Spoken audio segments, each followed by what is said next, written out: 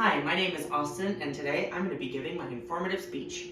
So, I want you to think of a cake that you've had before from the box, and then think about how you can make it 10 times better.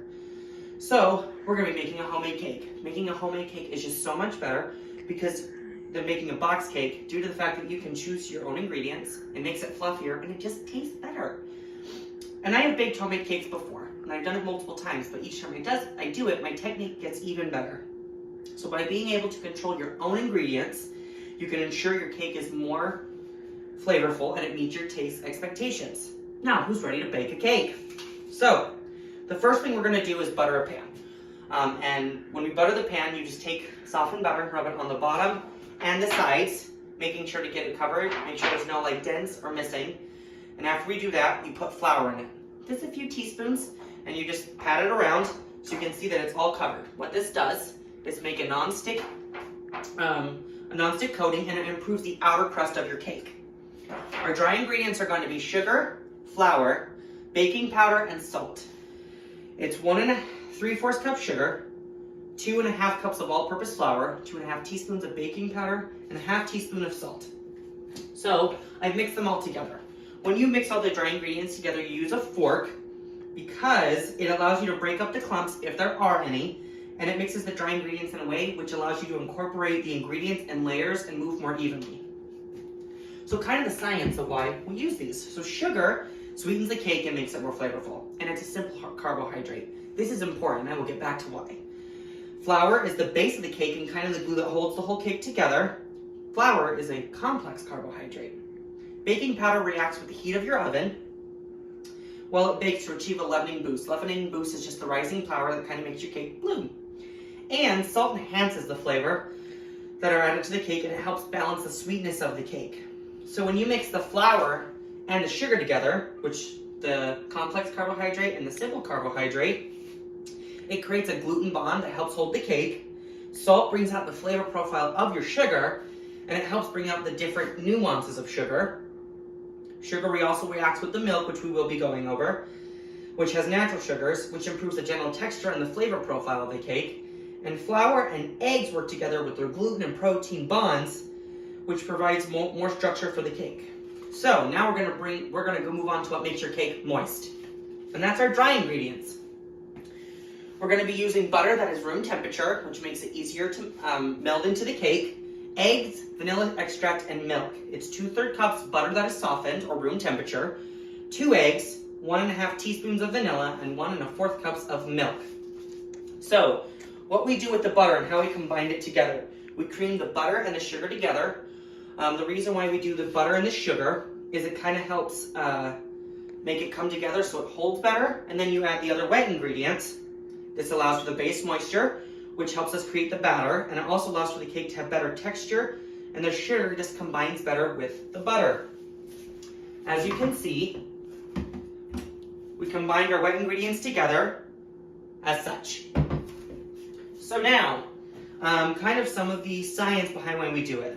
The butter that is softened allows for steam and carbon dioxide to be trapped within the cake, so when it bakes, it helps it rise. It also improves the mouthfeel of the cake. Eggs create a chief protein structure within the cake, which also helps hold the cake together.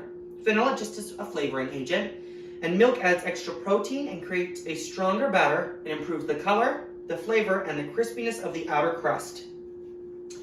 So when we mix how our wet ingredients kind of react within the cake. Butter and the milk both add fats, which improve the overall mouthfeel. What mouthfeel is how our bodies psychologically react to things we put in our mouth, and it is a scientific theory on why people love cake but hate the texture of vegetables. Mouthfeel is also responsible for the nostalgic feeling we get when we eat certain foods. Now that we have creamed the butter and sugar together, we're going to mix our dry ingredients and our wet ingredients together.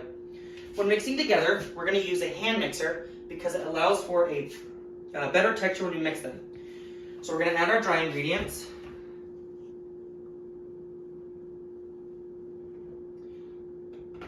So first off, we're going to start slow. The reason why we start slow is so our ingredients don't splatter everywhere around the kitchen. And as you can see, it still kind of does it, but it's not as bad as if we just put it in and went hard right away. So after a few minutes of mixing the dried ingredients together, do then is after we mix this together on slow and kind of get all the sides and mix it all together, the next thing we do is we're going to go to medium, or the medium speed.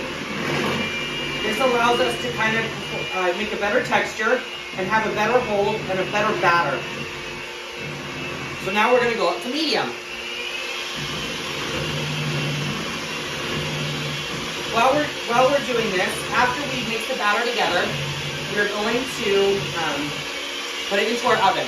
We're going to bake it about 350 degrees for about 25 to 30 minutes. We're first going to start at 25 minutes and then check it and see, and if it still needs to be baked longer, we'll do it for about 2 minutes each. This is due to the fact that all ovens react differently and the rack positions may be different. So, what you can get out of baking a homemade cake. It's a good grounding technique. They actually teach us that when we're in therapy to help ground ourselves, we need to do something that is calming that we have control over. Baking a cake is one of those things. It also helps with emotion regulation, at least for me.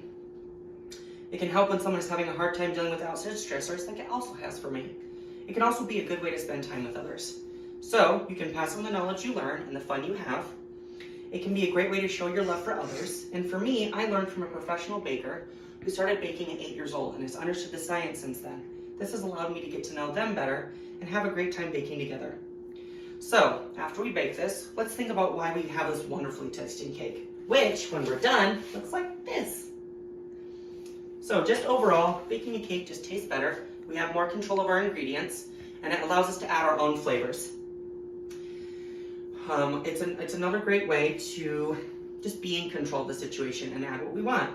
So since we've come together to learn how to bake a cake, think about all the other things we can now bake homemade. Like Marie Antoinette once said, let them eat cake. Thank you.